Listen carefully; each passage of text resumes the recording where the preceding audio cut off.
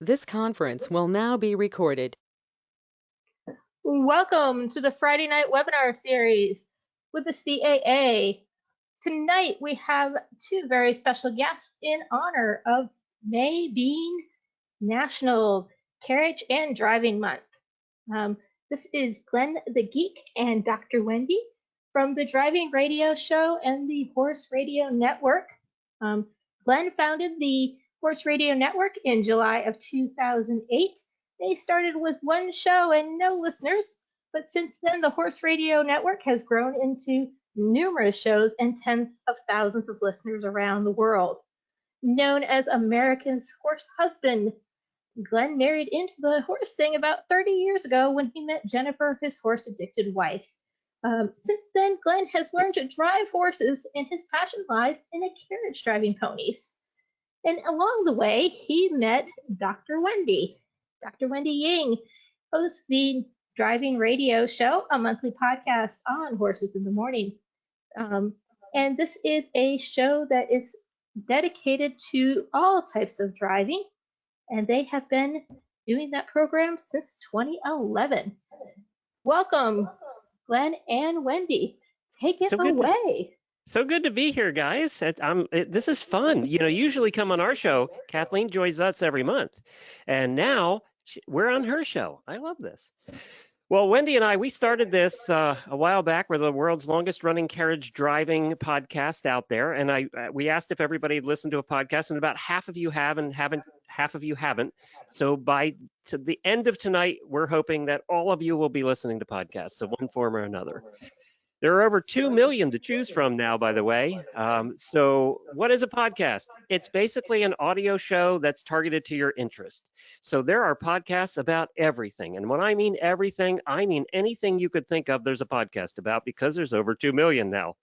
The cool thing about podcasts is you can listen anytime you want. It's on demand.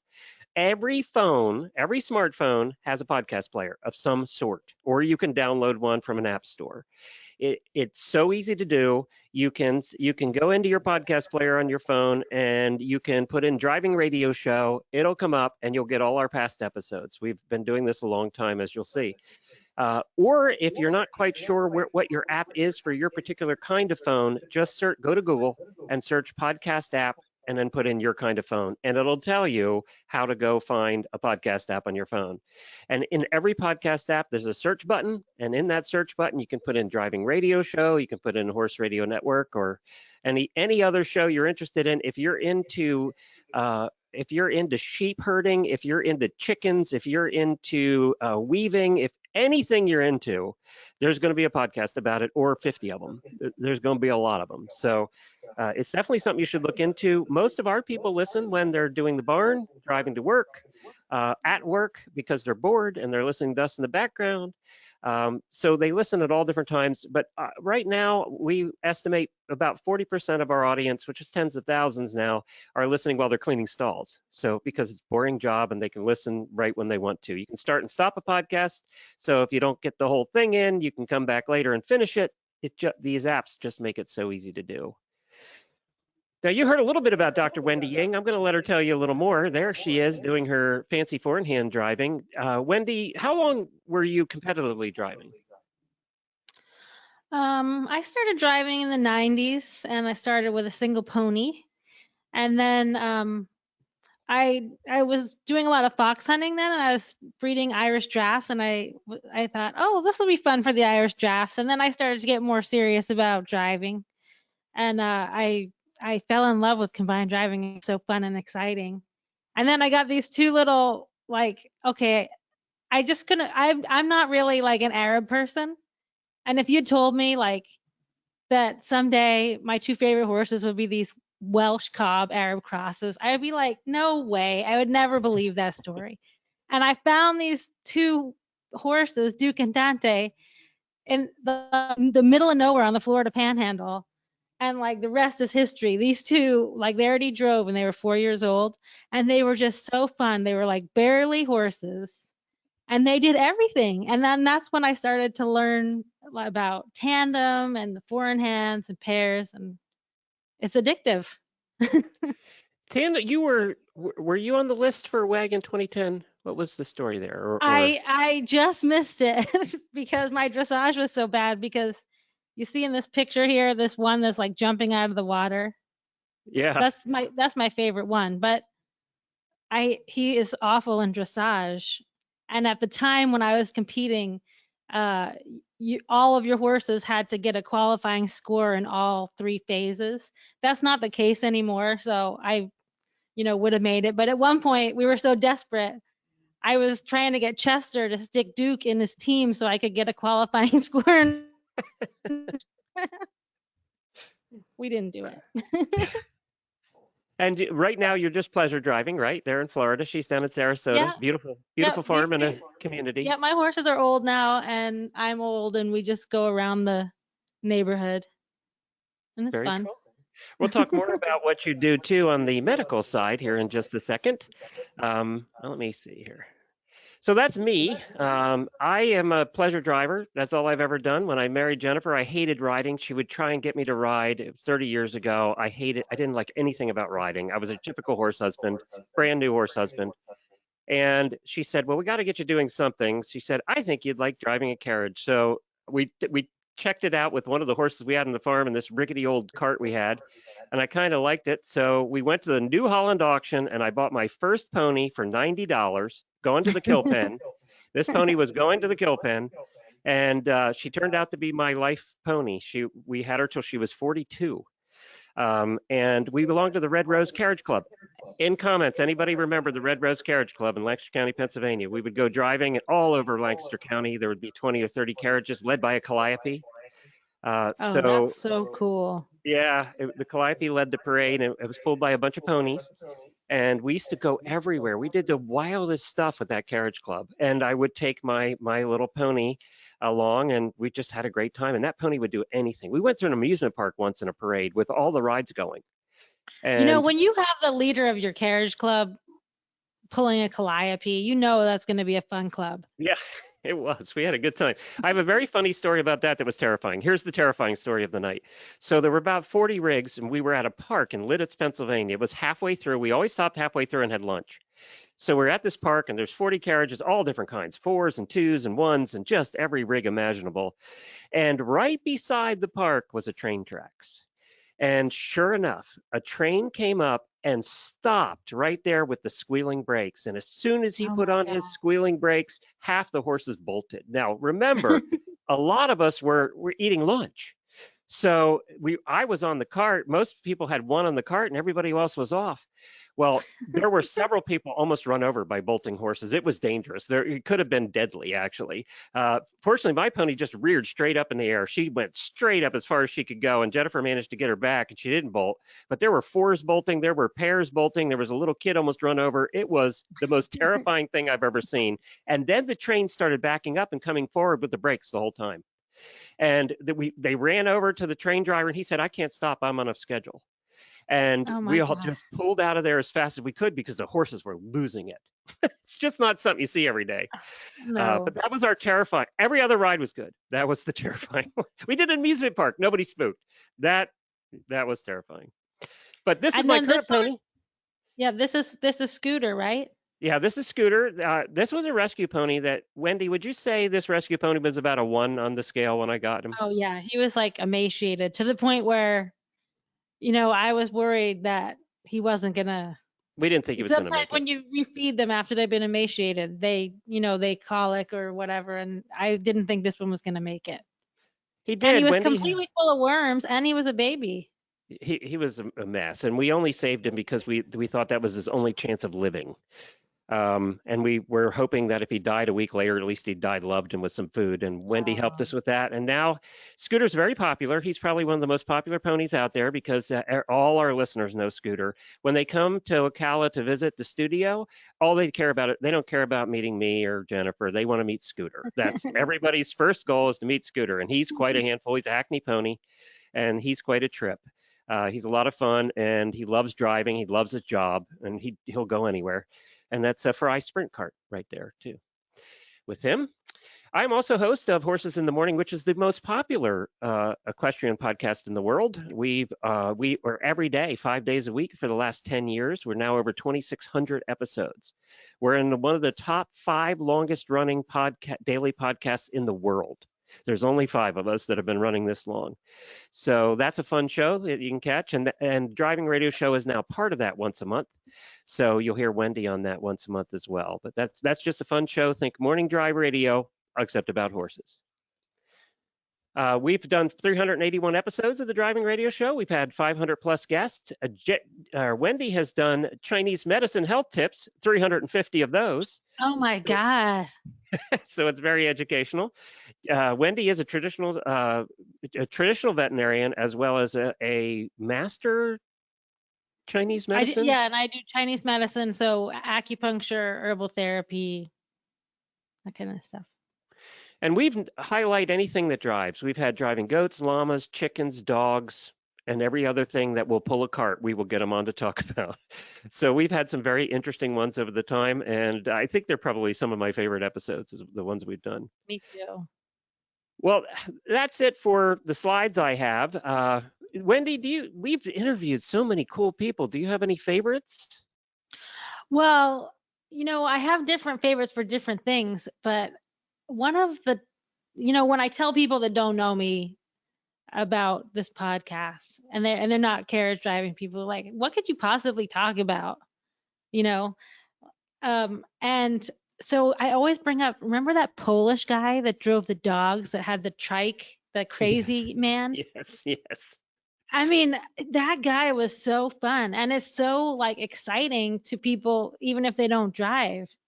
And this guy was like it was like dog sled racing with this 3-wheel thing that he stood on, and he jumped and he ran these dogs like 1,000,000 miles an hour. And I think they were German short-haired pointers, weren't they? Yeah, I think so. Yeah, it looked nuts. Like, yeah, I mean, those dogs are hard to train on a good day, and they're super neurotic. And this guy like hooked up his trike to it and was racing them around. It's funny too, because we've had so many, the big name drivers from around the world on over the years in competitive driving. Yet I've had as much fun talking to average carriage drivers like me who are just out there doing their thing and having fun at it. Oh, yeah. I think that's one of the things we try and do in this show is be all inclusive. So, because, in our listenership for all of our shows, we have 20 shows on the Horse Radio Network about anything and everything horse, and about 80% of those people don't compete, and they don't compete. They just are backyard horse owners who like to drive. So we all have a story to tell. Yeah. Yep. True. So, okay. All right. Angela says, I've listened to the Driving Radio Show before, but I didn't know that it was a podcast. I thought a podcast was something you accessed from the icon on the iPhone, which I never tried. Yes, you can, or you can listen to it on our website, which is probably where you can go to Driving Radio Show. We have players on all the episodes there too. So you probably did that. But yes, you can get it much easier on your iPhone. It comes automatically downloaded to you every time it comes out. I think my favorites have been the just categories, like all of the weird driving things we've had on over the years. The llama lady was fascinating. And it made us, every time we get one of these people on, we want to go try it. It's something we want to do. I know. But we've highlighted standard bred racing and just a little bit of everything. Now, Kathleen is doing, I'm not saying this just because she's here, but with the CAA segment we have on now is one of our favorite things to do every month because you bring so much history. The history is so fascinating that Kathleen brings to the show about all these different things, and it's well researched. You must spend a couple hours doing your research for those segments. Sometimes I do, and then other times, like when we did the one on Goliath the fire horse, we had been at the CAA Carriage Symposium and gone to the Fire Museum and happened to just find that book. And it was just so interesting at the Fire Museum that when we got back, that's what we talked about. And then other times, like the brownies that we were talking about this past episode, it turns out that the first brownies were made for the Chicago Expo, or the Columbian Expo in Chicago, which is also where all of these really cool carriages were exhibited, and that just kind of fell in my lap very nicely. because who doesn't like brownies? But I think one of our best episodes was the one that we did, or as far as I'm concerned, with the goulash cannon, when we were sharing about that and people in World War I, and we decided to share goulash recipes that our mothers had made. We've had fun. Wendy and I have had the opportunity to go a couple times to Martin's auction too and do shows from there. And that's always fun because Wendy knows everybody there. Where did the idea of starting Go ahead. Sorry, go ahead. Judy just asked, how did the ideas for starting your podcast come from? I started the first show called Stable Scoop, and it was a general show about horses, like you'd talk about in the barn, and just chat about anything horses. And that was in 2008. And then we also did the World Equestrian Games radio show for 2010. So we had the only podcast about the World Equestrian Games. And I was living in Lexington at the time, and my wife wanted to get me a Christmas or birthday present. I think it was birthday present in April. It was birthday. Yeah. And she called around and called around and called around. She was trying to surprise me, which she doesn't do very often. And she called around and ended up getting a hold of one of Wendy's friends and found a four in hand of Hackney ponies, of all things, to drive, because I had owned a Hackney before, and I had owned draft horses and driven mostly ponies and drafts. And so she went, Jennifer set this up, didn't tell us where we're going. We go to this barn, and there's these Hackney ponies waiting, and I got to drive my first four in hand of Hackney ponies, and Wendy was along sitting in the back of the cart.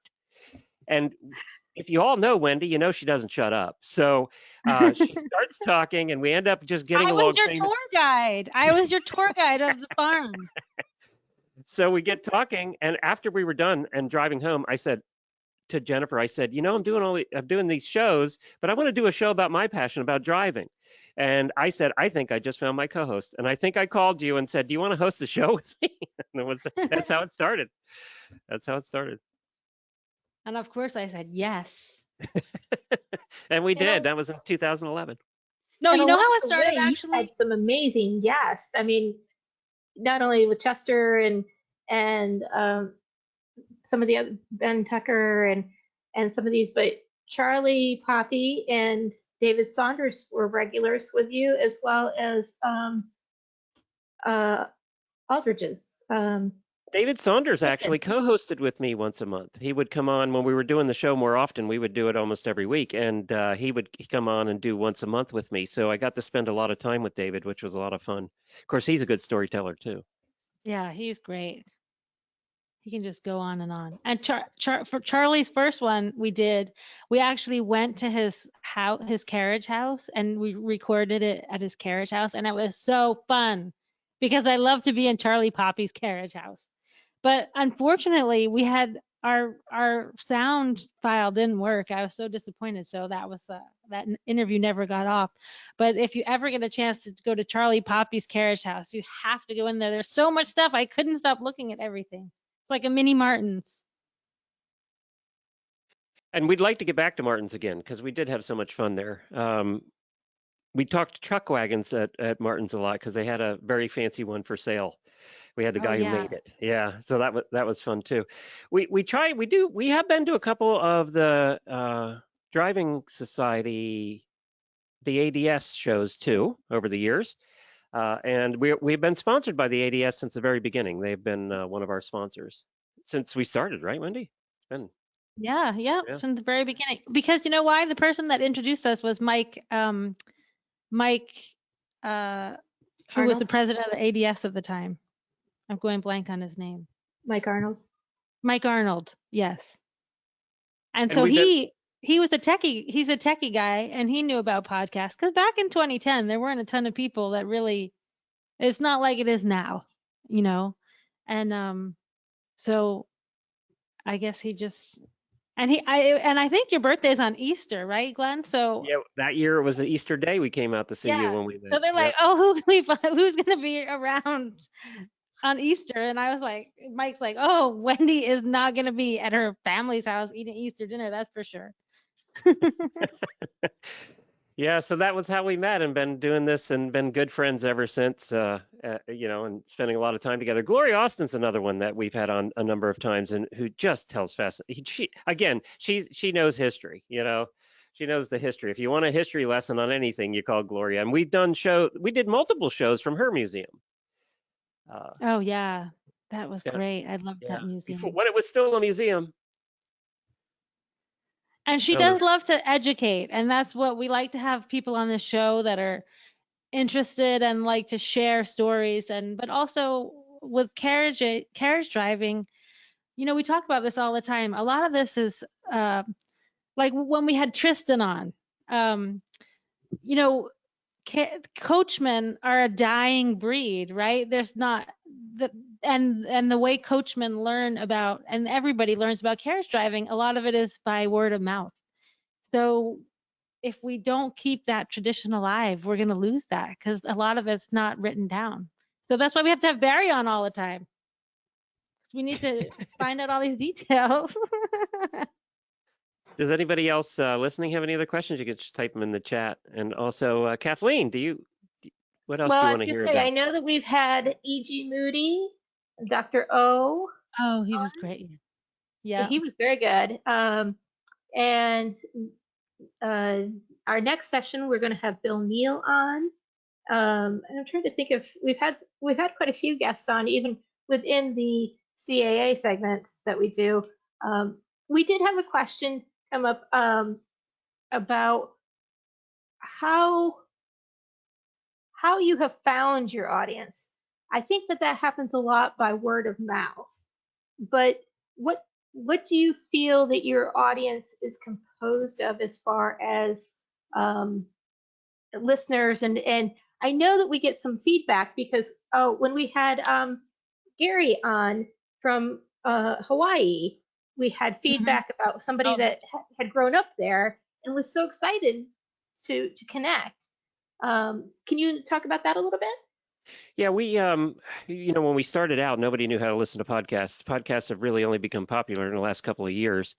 And so we were the only horse podcasts out there for a long time. Now there's a bunch of them, but in the last 2 years, there've been a lot that have started and some that have started and gone away already. But um, we started back when you didn't even have there were no smartphones when we started. You had to listen on a computer, hit a player on a computer, or you had to download it to your iPod.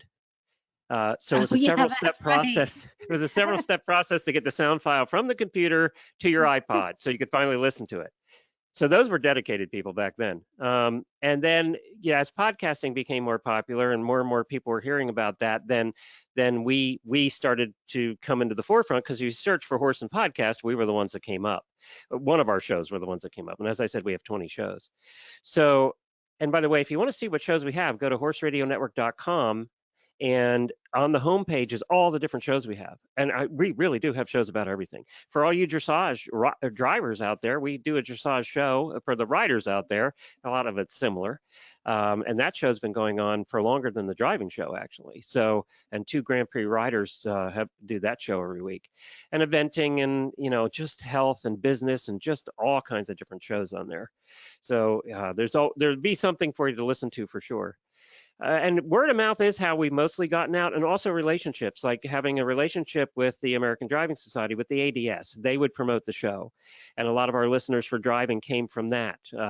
And then one show, our most popular show is Horses in the Morning, and I'm on that. And then now this show is part of that every month. But they hear about something or one of the other shows on that, and then they go try it out. Nobody listens to just one podcast. By the way, all you new people, once you get hooked on this, the average person listens to 7 to 10 different podcasts every week.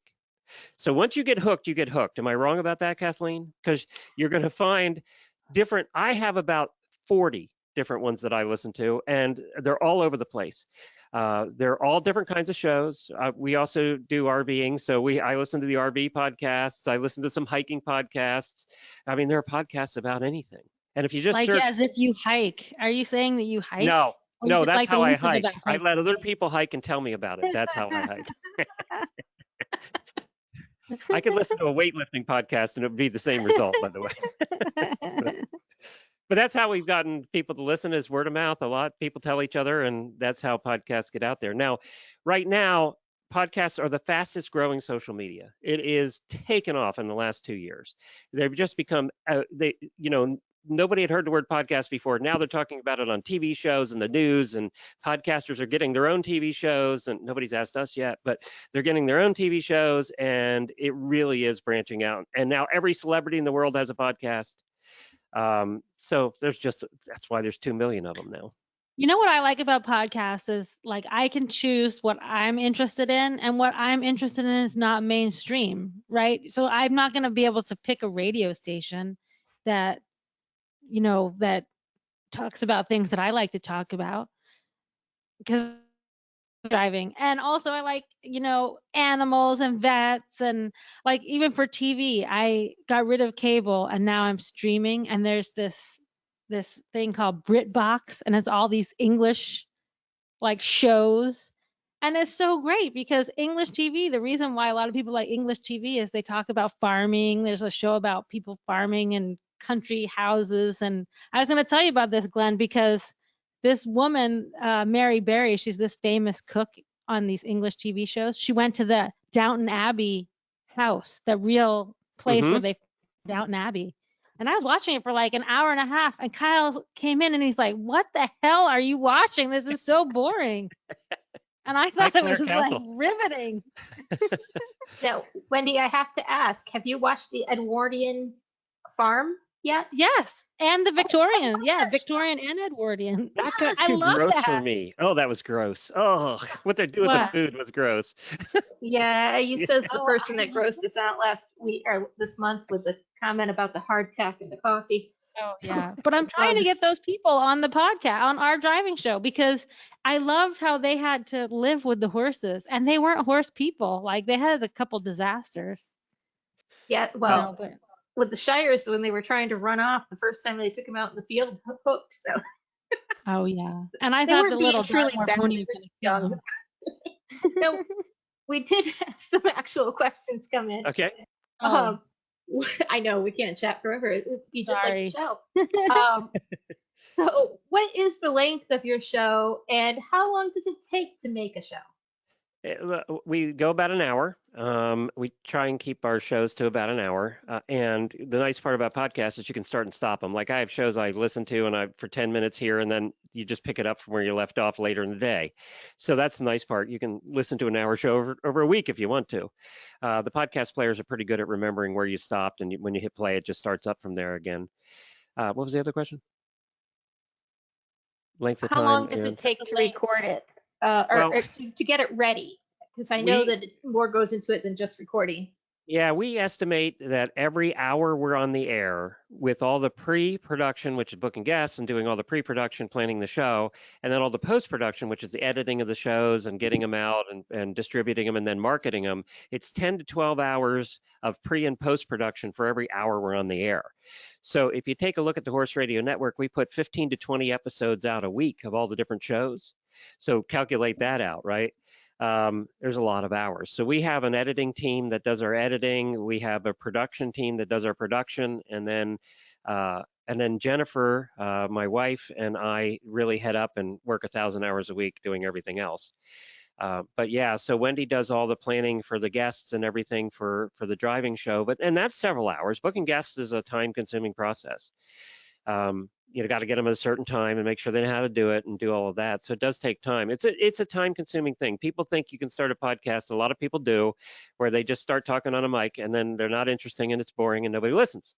And then they wonder why. Whereas we put a lot of time, we do it professionally because we're also making money doing this. We're full-time, we're professional podcasters. So we have sponsors that pay for the shows. We probably have 40 sponsors now or more now for all the different shows that we do. So overall, with the Horse Radio Network, it's quite an operation, but pretty streamlined. In general, though, there's not a lot of rehearsal that goes into it. Rehearsal? No, yes, we don't rehearse. No. Tell them about the ums. What about the ums? How many ums did you take out for the one person? Well, we used to take the ums out because if you didn't notice, people talk with a lot of ums, and you really notice it when they're doing a podcast.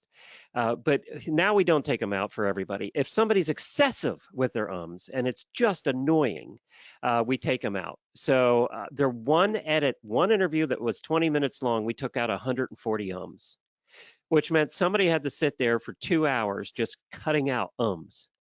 in that sound file. And believe it or not, when it was done, you would never know they cut anything out because you can cut out parts of words and rearrange. What you can do with sound is amazing. But no, there's no rehearsal. Wendy and I get together about half an hour before the show. We go down through the rundown. I read a little bit about the guests. Most of my shows are booked by other people, so I'll show up a half an hour ahead, and then I'm very good at reading about guests. And I've interviewed myself over 6,000 people on the shows, so I'm pretty good at really quickly identifying where I want to go with the interview, who the guest is, what would be the most interesting angle for the listener, and it's not always what they wanted to come on about. A lot of times we get the questions, do we give the guests questions ahead of time? No, we want them to not practice their answers. Plus, to be honest, a couple of times we've done that have been celebrities, and we've never asked them one of those questions, and we just send them off in a different direction anyway. Funny story, we interviewed Charlie Daniels, and he was coming on for one of our specials, and he has horses, big farm. Then he was 80 then, I think it was 4 or 5 years ago. He was on a concert tour, and he was backstage, and his handlers, we had to go through the handlers, and then Charlie comes on, or the handlers say, okay, Charlie's ready for you. You have 10 minutes. And I thought, we'll see how this goes. If it goes well, it's going to go longer than 10 minutes. And Charlie was having so much fun talking about his horses and his farm. And then the handlers come on at 10 minutes and say, Charlie, your time is up. And he said, I'm going to continue talking to them because I'm enjoying this interview. We were on with him for 45 minutes. So, and then the handlers finally did come on and say, Charlie, you have a concert to do. You have to hang up now. He would have sat there all night talking about his horses. The celebrities are some of the most fun ones because they never get a chance. They always have to come on and talk about their movie or their book. And half the time, if you hear them on the Tonight Show, they don't even know what the movie was about, really. But when they get to talking about their horses, they love that. One of the coolest shows I've ever done, of all the shows I've done, we got to go down. We were invited to go down to Graceland, and we got to go to Graceland, and we got to go to Elvis's barn, and we did our Horses in the Morning show live from the aisle of Elvis's barn with the horses that are still there looking over our shoulders, including the Palomino. And the lady who took care of Elvis's horses, she was pretty old, took care of Elvis's horses and knew Elvis and had worked there for 30 years, drove down for a couple hours, and we sat with her for an hour and a half hearing the story of Elvis and his horses from the person who was there with him. And it was the cool, I have goosebumps just thinking about it. I mean, just imagine they ran a internet line out to the barn for us. They gave us the grand tour the day before, and we were the only show to ever come from Elvis's barn at Graceland. That was a really cool experience. You're the only show that ever went from that barn? Yes, and Wendy, we do have another favorite one. We got invited by Disney World to come in and spend several days at Disney. We got to spend several days at Disney World with their horses. We got to do carriage riding and trail riding, and we got to meet every one of their horses there. And the really cool part about that is the lady who runs the barn down at Disneyland, or Disney World rather, the lady that runs the barn down there in Orlando had the original picture book. I mean, with little black corners pictures. You guys all know what that is. This is not a young crowd, so you know exactly what I'm talking about. This was Disney's picture book of his time with horses. So what he used to show horses, and they used to take these pictures, just like regular 3x5 pictures, and they had the album, and she had the original album with all of his pictures, and she went through it with us. We spent 2 hours, didn't we, Wendy, looking at Disney driving in his four-in-hands and his draft horses, and he loved horses. He was a big horseman. And remember, they were telling us that one of the first rides they had in California was the mules. You went and rode mules all around Disneyland. Right, at Disneyland. That's right. They had mules at Disneyland. You would just go on mule rides. Yeah, we actually got to go to I got to go to Disneyland and see the operations there too, which was fun. We did a show from Disneyland's Disney. It was cool. It was cool. Yeah. That was another favorite was Disney World. And I have to say, as I listen to you guys, when you get rolling on a story, you're very, very good about storytelling and creating that picture, because people aren't seeing anything when you're talking, but you really do a great job of creating a picture about what is happening and what you are seeing. Did you take classes for that, or did you always have that ability? And I think you have a particular background, don't you, Glenn, in that type of storytelling? Yeah, I owned an acting company for 10 years called the Medieval Feasting Guild, and we did medieval dinners. So my wife and I actually met at the Pennsylvania Renaissance Fair. I was playing a town crier and town flirt. That was my official I title. always forget about that. I That's was so town funny. crier and flirt. My job was back in the days before AIDS and all of that. My job was to actually go and greet everybody, and I also was the town crier, so I would lead the parades with my bell and stuff. Here comes the queen. But my other job was to kiss as many female hands as I could in one day. And I just happened to kiss this one hand that had a very attractive girl attached to it, and she came back the next week, and now we're married 32 years later. But after we left the Pennsylvania Renaissance Fair, we started our own company, and we did medieval feasts. So it was done at a castle in Reading, Pennsylvania. And we did 450 shows over 10 years, and that was all improv theater. Nothing was, we knew what we were going to do as far as skits, and we had 20 actors that did the shows with us, musicians and jesters and jugglers and the whole thing. And but it was all improv. And as the king, I was also the director, so I could direct. As if the food was late, I could direct the activities and what happened. And so yeah, I learned to deal with things as a king actually for 10 years. And Wendy won't bow anymore. I kind of miss that, to be honest. No, I'm not No. bowing. That's not in my contract. You're gonna have to pay me more. Wendy, did you ever do theater? No, I don't think I could ever do that. I'm shy. Yeah, she's shy. Well, I mean, I'm not shy when we're talking, but like I hate public speaking if I have to give like talk where it's not like just us talking back and forth, but if I have to, prepare a talk, which I have to do that a lot now. Like I guess I've been teaching at Chi, and I've had to do a couple talks during COVID where I don't have any audience, and that's like so painful. I need I you to You kind come did of a with me, good Glenn. talk at our conference down in Florida. Well, you know what? I loved doing that talk because first of all, it's like all my CAA friends, so and then I'm talking about the horses and their personalities. So that's fun to talk about. And it's interactive. But like I said, when I had to do a talk about, the science of massage to no audience there. It's just on video. It's hard when you don't have any feedback. And I feel like with our podcasts, like some people do podcasts where it's just one person, but we always have like Glenn and I together playing off each other and then the guest. So I kind of like having a group on the talk. There's a lot of podcasters, hosts that do solo shows. I was never able to do that. I need a partner. I need somebody to talk Mhm. to. I don't like talking to myself that much. I Yeah. got a funny story here for you. This is totally, can I tell a funny story, Kathleen? This is totally off beat here, totally off of driving. When I Go, met my go for it. wife, yeah, so I met her at the Pennsylvania Renaissance Fair. She comes back the next week and we hang out a little bit and then we go on our first date like the next week. And she kept coming back to the fair. So I knew that something was going on. And I got to tell you how I met her dad for the first time. You know how usually you go to the house and you meet the dad and you get a formal introduction. And her dad is this fiery, redheaded Irish guy. Just picture fiery redhead, very loud. And so they had, you're all gonna say this was a different time, again, before AIDS. They actually had at the Pennsylvania Renaissance Fair at that time, they had a kissing squire and a kissing wench, and you could get kisses by paying them $1 or $5. That was a thing back then, believe it or not. Can imagine that now. So so like the third or fourth time Jennifer was there, I said, Jennifer, let's have some fun. We went out in the middle of the square. There were hundreds of people around. And we challenged the kissing squire and the kissing wench to a kiss off. Who could kiss the longest? That was my first kiss with Jennifer, was in the middle of all those people. We won, by the way. And then as soon as we're done, we get all clapping and everything. And this guy walks over. It's Jennifer's dad. We didn't know he was Oh there. no. That's how I met her dad, was kissing his daughter in front of everybody. Welcome to the family, everybody. So It Glenn worked is out. definitely shy. Yeah, it worked out. But that's how we met. Her dad. He didn't kick me out right away, or he didn't punch me in the face, so I was okay there, I think. So let's change just a little bit and talk about the future. So this week you had a very exciting announcement. Do you want to share that What was about it? one of your other programs?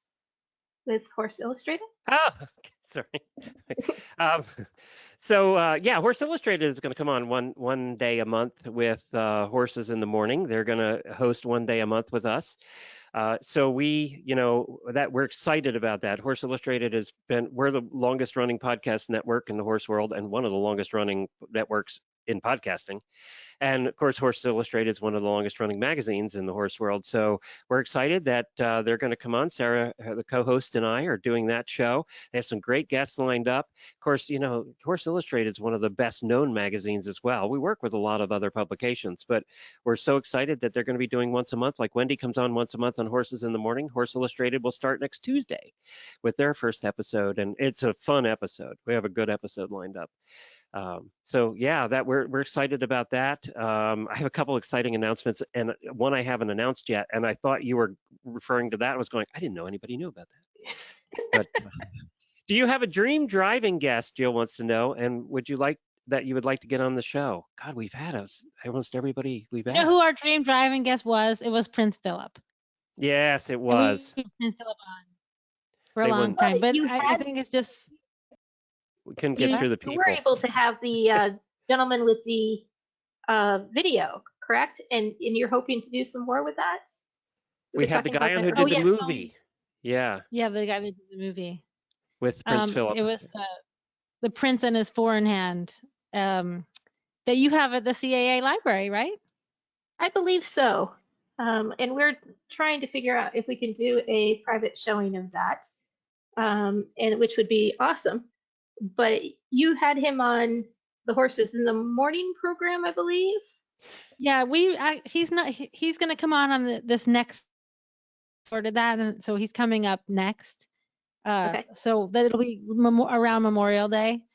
And you know what was so great about that interview is this guy, he's not a carriage driving guy, right? He's a documentary filmmaker. He worked for the BBC for many, many years. But his stories about making the movie and his stories about, working with Prince Philip, just as him being like a wonderful person to work with was really, and about David, he said that they would have not have been able to make that documentary without David Saunders. So he it's said interesting. It wouldn't have happened. Yeah. No, yeah. So it was interesting from his view about about the carriage driving, but he had great stories about how he made that and how he went on to do more documentaries with the Royals because of that first one, which was it's fun to hear somebody else is like interested in carriage driving, but from a different. I think you have a lot of that in the CAA too. Like, I started driving and I was interested in competition and combined driving. But the more I started driving, the more I liked the history of the carriages. And I love to go to Martin's and I love to look at all these things and talk to these old guys that like rebuilt carriages. And in the CAA, you have that wonderful group of different people. Some just make models and some just collect this or we all know Mike Zieta. Mike loves to talk about those pole chains. We all know about Mike and these pole chains, right? So it's a great group of people. And I think that's what I love about being able to do the podcast, to be able to talk to all these different people. And that interview, by the way, will come out on June the 3rd. So that's when that'll be released. That was a fascinating interview with that producer guy. He just had stories to tell. He's like 80 some now. Tony Sterling. Yeah. And he just he's 80 and he lives in Provence. He lives in the Loire Valley in France. Bike rides through the Loire Valley and drinks wine. So that's a retirement. All right. I didn't mean to talk over you there. So we will be in California for the CAA Learning Weekend when that hits. However, I will make sure that it goes into the newsletter on the 9th. So if you're not able to find it on your own, and I'll try to share it on Facebook, but I will make sure to include it on the 9th in the CAA newsletter.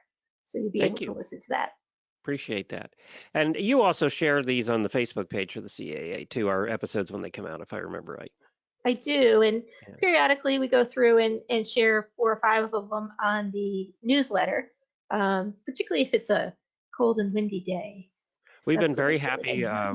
we started with you guys doing, guest appearances and things way back in the beginning when we first started this. I remember visiting the office there in Lexington a few times. So that's very cool. We're doing something else. I just want to announce this quick because it's fun. Since we started the Horse Radio Network, I've always wanted to do a listener tour, which would involve driving through many states, visiting listener farms, and doing shows from listener farms, and really learning about the listeners and riding horses with them and doing meetups. Well, I had this episode last year where I almost died and decided that it was time to do some of the things we've been putting off doing. So this year, thanks to vaccines, we're leaving for 5 weeks through end of July and August, and we're going to 14 states and visiting 20 listener barns. We're bringing our RV along. We're going to park at their farms, and we're going to have meetups and carriage rides. We're going to do a concert with Templeton Thompson in Nashville and a couple other celebrity singers in Nashville that we'll also put out. Maybe we could put it out on the CAA page too, so that you guys can all enjoy the concert there from Nashville. We're going to be doing meetups. We will be in Lexington, so that's going to be one of our stops. We're hoping to get over to Misty's little carriage collection there. And we'll be doing trail rides and just all different kinds of things all through the East for 5 weeks and doing the shows on the road. But we're also going to produce for the first time travel videos. So once a week, we're going to put out travel videos of all our travels. You get to see other people's listener farms and their horses and the meetups and all of our problems along the road. It should be fun. We're getting those professionally edited every week. So they should be a lot of fun. That's something we're adding to the mix, and we're going to start doing more video.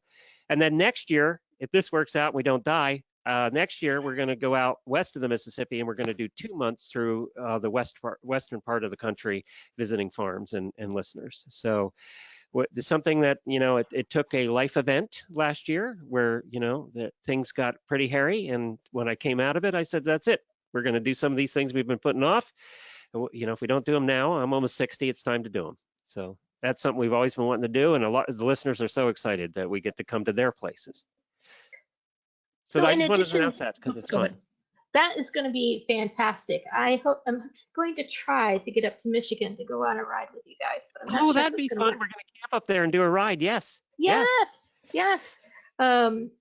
So that's going to be really fun. In addition to the planned meetups that you are going to be doing this coming year, informal ones happen all the time. You have an auditor room with about 550 people that are mega fans of the show, and they meet up all the time in different spots to just chat, and often at horse shows, because I watch the driving people. In California, they tend to meet up at the same CDEs.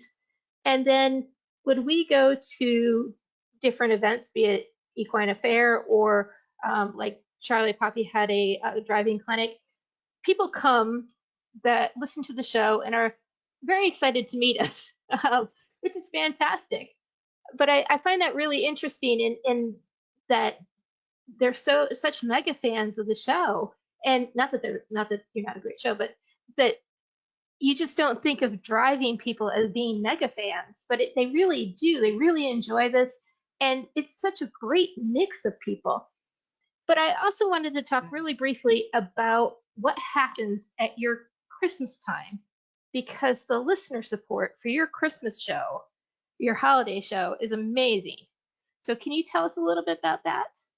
Yeah, we didn't do one last year, but we had done one the 5 years before that. Last year was a COVID situation, and I was sick. That's when I was sick. So every year we do a radiothon. It's always the Monday after Thanksgiving, so it's Black Monday. It's the busiest shopping day of the year online, and we do 12 hours live. We're on live, and we have like 20 different guests and hundreds of submissions from listeners where they sing songs and Christmas songs and poems, and we play those all day long. We give away over $5,000 in prizes that day. So we give away prizes every hour. We have 20 different guest hosts. We get big name celebrities, and that's when we've had the names like I can't remember all the celebrities we've had on, but we've had the big name celebrity, a lot of big name celebrities on. Charlie Daniels was one of our first. Dick Francis's son. Yeah, Dick Francis's son, and we also had Elvis's daughter. What's her name? Priscilla Oh, Presley came on. yeah. And, we just had so many celebrities on, minus the one I really wanted. Somebody asked earlier about a celebrity. It isn't a driving celebrity, You but had I've Carson always, on, didn't you? yeah, we had Carson Carson Daly? Daly on. That's right. He was a trip. I'd love to get him back, actually. We need to get You him back. had him on? Yes. How did I miss that? I Yeah, we wanted had to him on. talk to him. Yeah, we need to get him back on and talk to him for an hour. He was a trip. But Kaylee Kuko is one that I cannot get, and she's a horse girl, and I've always wanted to have her as a guest and never have accomplished that. That's been my You know who I think failure. your best non-horsey guest is Mike Rowe's mother. Yes, Mike Rowe's Oh, mother. she's Yes, hilarious. she was a She was trip. great. So that's something we do every year. Hopefully, we'll get it done this year. And if everybody stays healthy, we'll get that done this year. And we have tens of thousands of listeners that listen to that day. And Wendy always comes up and co-hosts it with me. We kind of MC the whole day and then bring different guests in. It just gets everybody in the mood for Christmas. The auditors, that's that private group member group that pays a little bit every month to be a member that you were talking about. They start a chat room, and the last time there were almost 10,000 comments because they just follow along all day. They take off work to listen. It's a lot of fun, and it gets everybody in the mood for Christmas, and just about kills Wendy and I after 12 hours on the air. I know, The but we love listener it. submissions of the songs is just fantastic. It's even worth going back and listening to 2019's because the submissions are fantastic.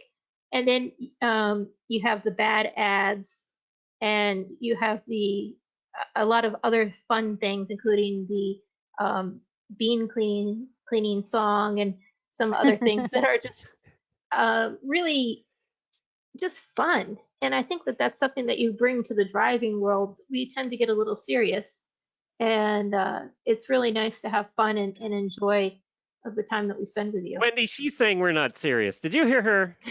I heard. I speak at conferences a lot for podcasting, and I do a keynote for the second largest podcasting conference every year. And every year I start with the same thing with all these new prospective podcasters out there, all these people who want to host shows. And last time I did it, there were 1,000 people in the audience. That was right before COVID. Matter of fact, it was March of last year. We were the last conference to happen in Orlando before they closed it down. We walked out and they shut the hall. Oh my God. And when I did that, I say the same thing every time. People, and you're going to learn this as you look for podcasts. You're going to go for the content. So let's say you like basket weaving, and you're going in. There's basket weaving, by the way. That'd You be can find hard to podcasts. talk about. Yeah, there's Basket podcasts about weaving that. on a So podcast. you go there, and you're going to Over, listen, under, over, under. you're going to Sorry. go there, and you're going to listen, and you're going to go, okay, this is information about basket weaving, but this host is terrible. So what I always tell people at the beginning of every podcasting conference is that people come for the content, they come for your topic, but they stay if they like you. And I have so many podcasts I've tried where I like the topic, but I don't like the host. And you may not like us, and that's fine. But people have to like the host. And the hosts, even though they don't know you, they become your friends. So in their mind, people listen to me 5 days a week and my co-hosts, and we're their friends. So that when we meet them at places, we get great big hugs because they have known everything about our lives for 10 years. So people really do come for the content, but you only stay with a podcast if you like the host. If you don't like the host, you're not sticking with it. And that's what I believe is so important about our shows. So when we have 35 hosts now on all the different shows, and I always pick hosts that I go, hey, look, I want to go to dinner with them and have a beer with them or a glass of wine with them. And if I don't want to do that, then they're not a host. That's how I pick hosts. It's almost a great way to just pick your friends. That's true. Well, and all the people that work on the shows are our friends. So it's like Wendy was the exception. We just tolerate her. She's Yeah. It's Asian Pacific Islanders Wendy, month. That's why you have to unplug your mic, Wendy. You're doing the static thing. That's another technical thing that happens. We have to deal with all the technical stuff of doing these shows. Is that better? Yes, and you do take that show on the road. You go to Land Rover now. Yeah. Land Rover 3-day event. In pre-COVID, you literally took the show on the road to a variety of different places, Yeah, but horses in not the the tour. Horses in the Morning, the Daily Show. We took on the road a lot. We would go to shows, events. Norco, California, invited us out for a week and put us up, and we did shows out there for a week. We've been invited, like I said, to Graceland and so many different places, because it is the most well-known horse podcast. So we do get invited. We've been invited overseas. We just haven't gotten there yet. What was fun though is Jennifer and I traveled 2019 to England and Scotland for 2 weeks, and we had several listener meetups over in England and Scotland, and dinners and rides and things, because we have listeners all over the world.